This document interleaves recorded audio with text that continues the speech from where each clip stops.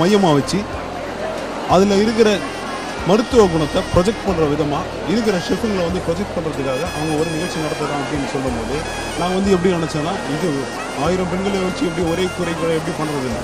ஆனால் 1000 கூரைக்குள்ளே வந்து ஃபஸ்ட்டு ஒரு பேட்சில் வந்து வெஜிடேரியனாகவும் நான் வெஜிடேரியனாகவும் பிரித்து அதில் வெஜிடேரியனில் வந்து 100 பேராகவும் நான் வெஜிடேரியனில் வந்து 100 பேராகவும் ஒரு பேட்சில் வந்து 200 பேராகவும் ஒரு நாளைக்கு வந்து 5 பேட்சாக பிரித்து மொத்தம் 1000 பேரை வந்து குக் பண்ணுறதாகவும் இருந்தது.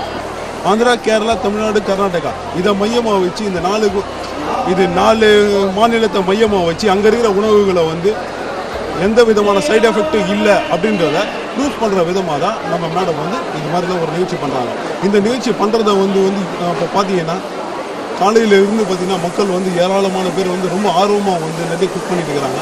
இந்த ஆர்வம் வந்து நிகழ்ச்சி வந்து தொடர இன்னும் வந்து அவங்க 1000 பேர் வச்சு பண்ணதில்லை, இன்னும் வந்து 2000 பேரை வச்சு பண்ணணும், இன்னும் 2000ன்றது 5000 பேரை வச்சு பண்ணணும், இன்னும் வந்து மேலும் இந்த சீசன் 1 சீசன் 2 சீசன் 3 அவங்க வந்து வளர்த்துக்கிட்டே போகணும். ஷெஃபுக்கு வந்து இப்போ வந்து கேட்டரிங் படிக்கிறவங்களுக்குலாம் வந்து இது ஒரு புது விதமான இப்போ ப்ரொஜெக்ட் பண்ணுறது.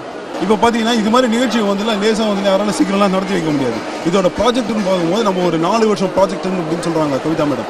அப்போ 4 வருஷமாக வந்து அவங்களோட ப்ராஜெக்ட் வந்து எப்படிலாம் மைண்ட் ஒர்க் பண்ணியிருப்பாங்க.